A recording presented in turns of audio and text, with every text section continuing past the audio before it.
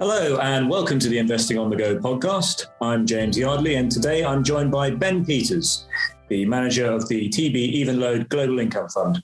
Thanks for joining us today, Ben. Pleasure. Now, Ben, your fund is a global equity income fund. How can this help investors to combat inflation?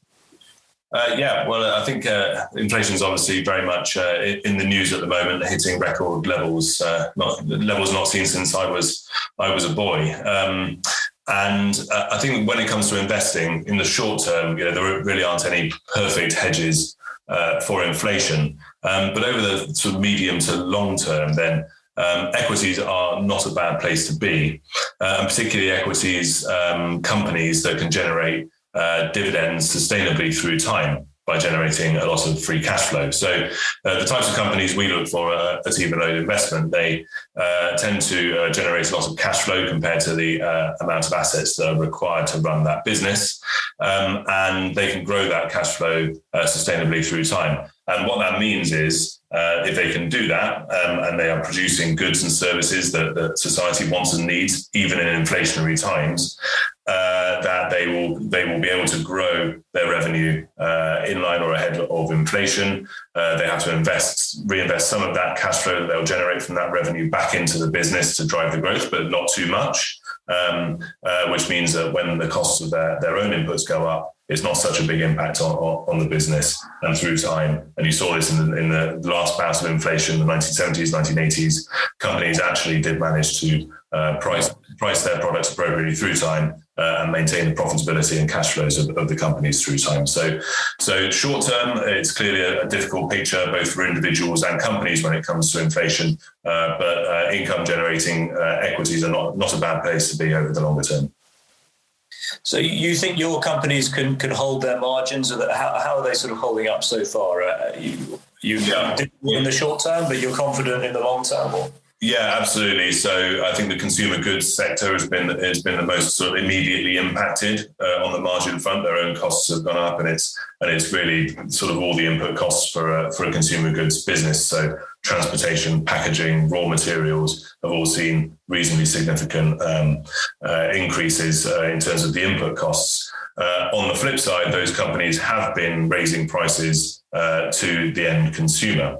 And really, it's that pricing power that we're looking for over the medium to long term. Short term, they are managing to maintain margins or at least reduce the impact of input cost inflation by cost-cutting measures. They can only do so much of that, and they certainly shouldn't be cutting the critical costs that they need to run their business, like advertising and promotion for a consumer goods company. That's very important. But yeah, they do have another mitigating factor also, which is high margins.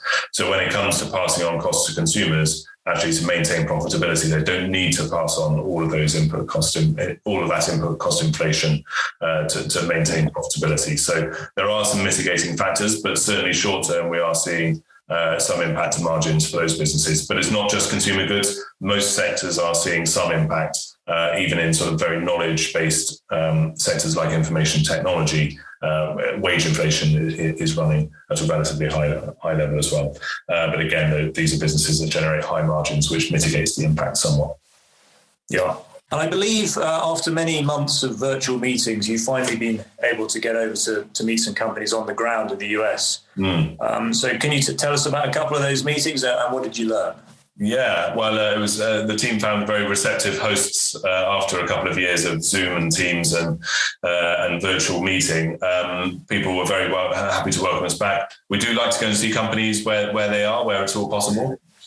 They tend to be a bit more comfortable in their home environment, but also we get a sense of what the culture and what it's like to work within that business is. These tend to be multinational businesses, so we can only learn so much, but we get a little taste and a little flavour of what that business is about by going and seeing them where they are.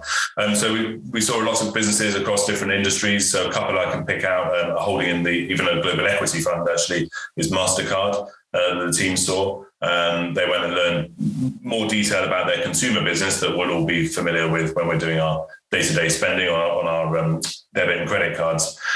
But they also learned about a potential new avenue, could be significant, which is business-to-business transfers, because currently most business transfers happen by bank transfer, which can be expensive. It can take a long time. And so the card networks are seeing a potential significant new line of business there.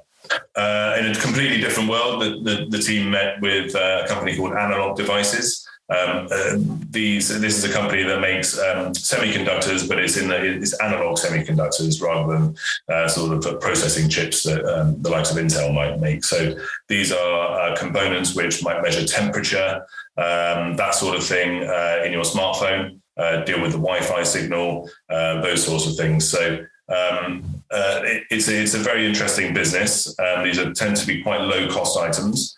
They're very important to the operation of, say, your mobile phone. The team heard about the challenges of innovating in that space because when these components deal with the real physical world, which is uncontrollable. So there are challenges in innovating with these devices, but they also have a challenge because there's a shortage of engineers.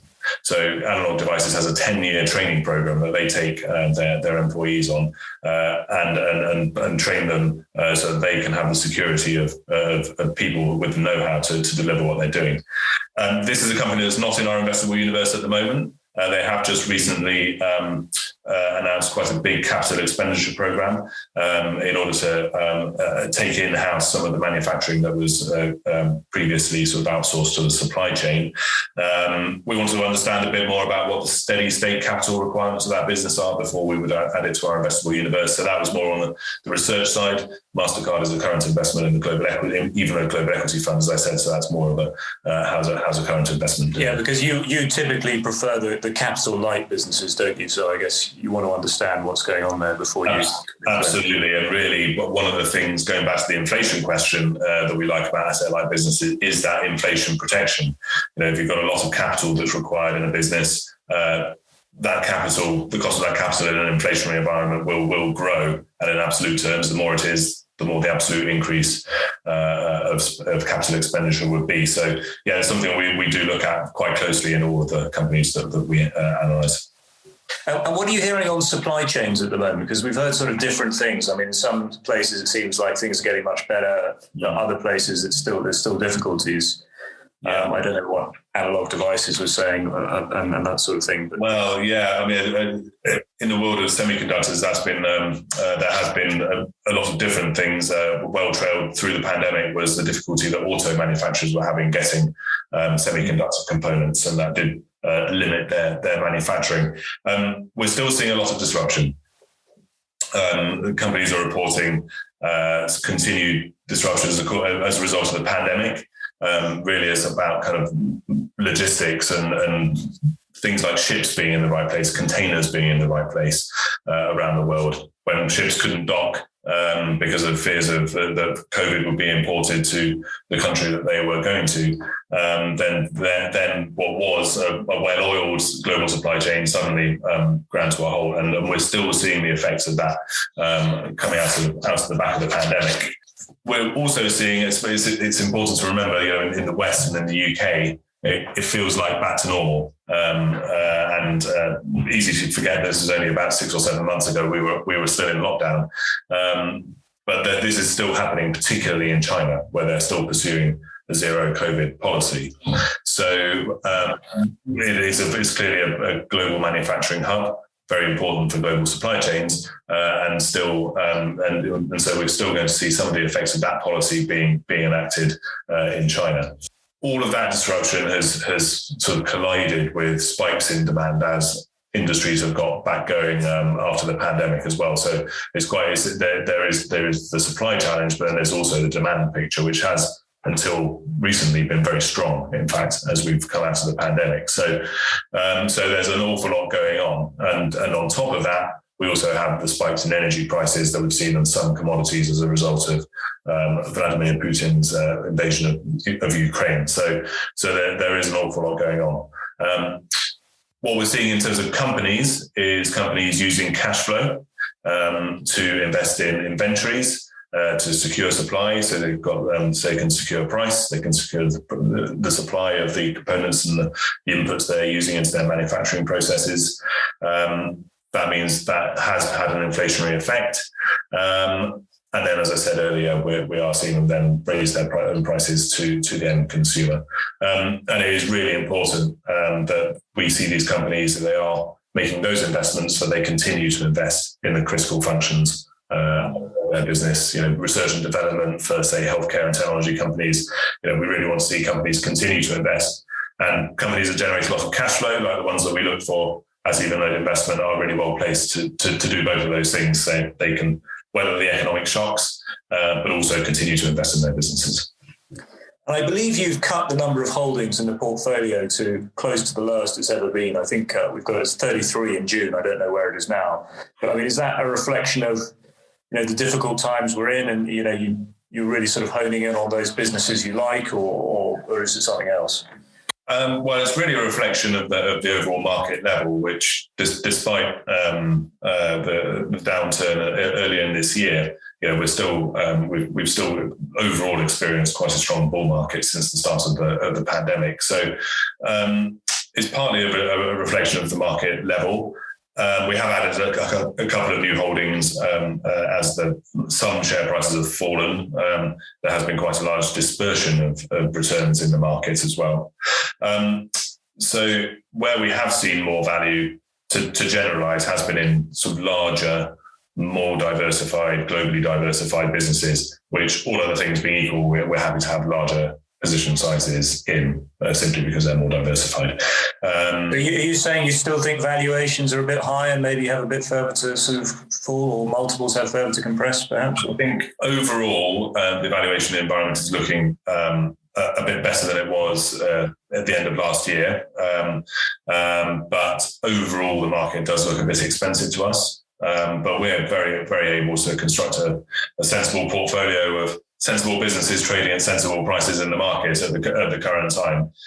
What is interesting is that there have selectively been valuation opportunities to be taken in the market.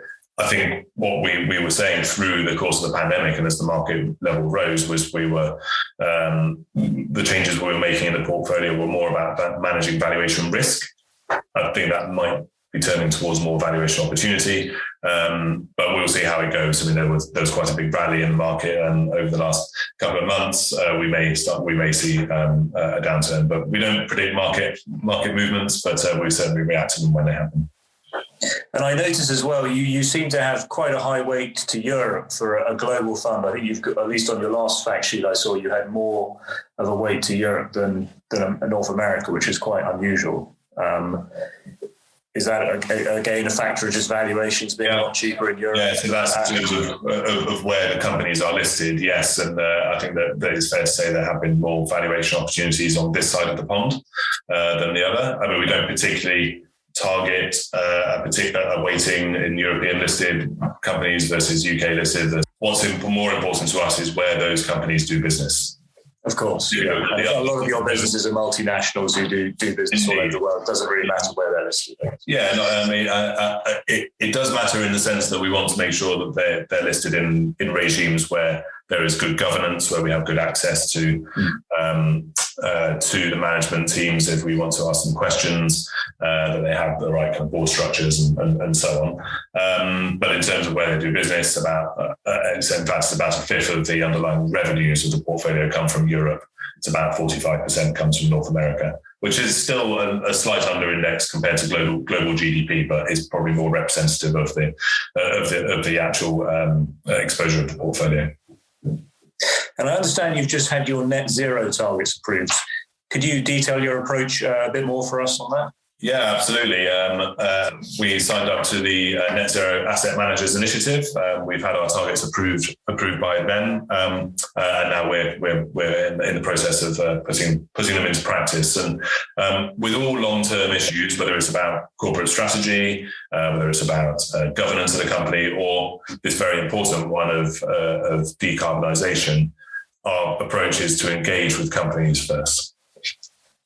We believe that our best chance of influencing things for the better is to have a positive relationship with companies. We don't invest in oil producers, sort of basic materials producers and that sort of thing. First, because they don't fit our investment criteria.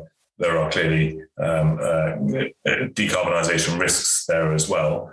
But nonetheless, there are emissions from the portfolio, but those emissions come largely from the supply chains of these businesses, rather than being directly emitted by the businesses themselves. So there is an engagement job to be done.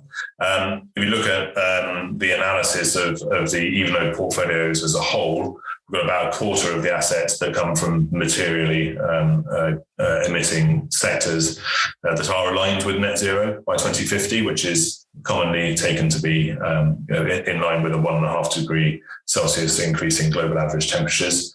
About half of the companies have set some targets for the long term, but haven't yet set sufficient short-term targets for us to assess whether they're aligned or not. And then about a third of the companies by weight have targets, but they're not aligned with 1.5 degrees Celsius. So in terms of the engagement strategy, those companies are getting the most immediate engagement. So ask them to set targets that are in line with 1.5 degrees. Yep. And then to go about setting short-term targets and then measuring against those targets. So our aim is to have 100% of the invested portfolios under either aligning with net zero by 2050 or under active engagement by the end of this year. We've done that. And then we're looking for, we have interim targets up to 2025, 2030 and 2040, based on both the alignment with net zero and then also actual progress towards decarbonisation in absolute terms as well. As we move through time, we will ramp up our engagement and then escalate our involvement if companies are not making sufficient progress up towards particularly 2030 targets that we have. And that will include potentially using our vote at general meetings, collectively engaging alongside other investors, and ultimately, if we don't see any progress, then disinvestment is an option, but very much a last resort. As I say, I think engagement is certainly our first port of call. Yeah, no, that makes a lot of sense. And I guess in many ways you can do a lot more if you're engaging with a company than if you just sell the shares. I certainly think so, yeah. Yeah. And are there any new challenges arising given the short-term effect of the war in Ukraine and obviously the crazy spike in energy prices we've been seeing in Europe? Yeah, I mean, I think thinking about decarbonisation, the long-term challenge remains, of course, despite what's going on with energy markets. But nearer term, there are clear challenges of securing supply of hydrocarbons, not forgetting that the world today does need to continue to operate.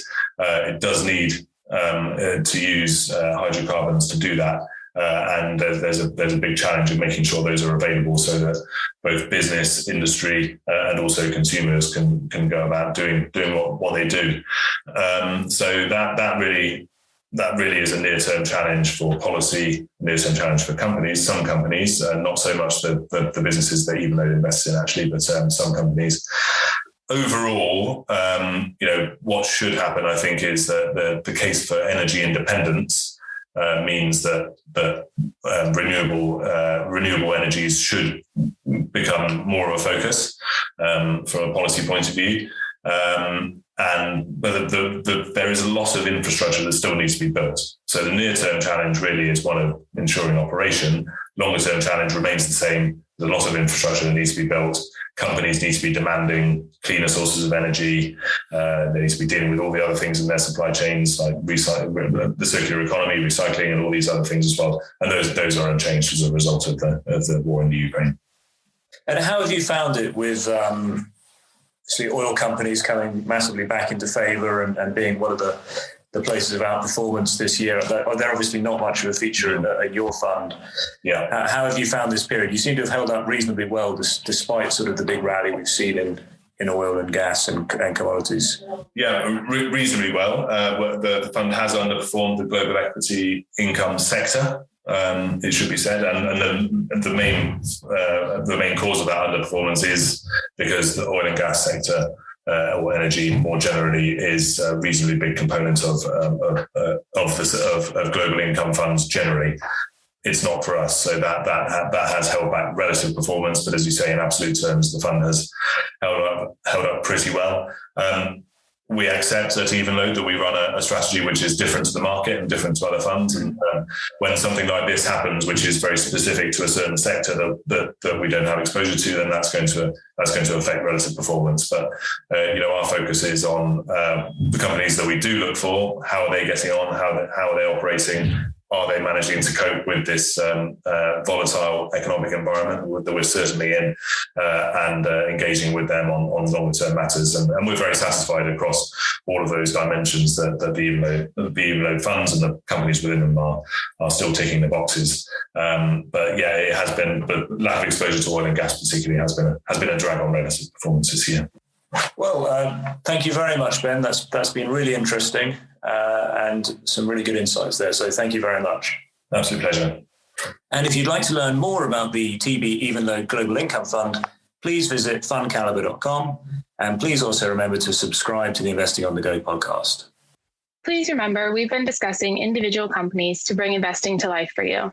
It's not a recommendation to buy or sell. The fund may or may not still hold these companies at the time of listening. Elite ratings are based on FundCalibre's research methodology and are the opinion of FundCalibre's research team only.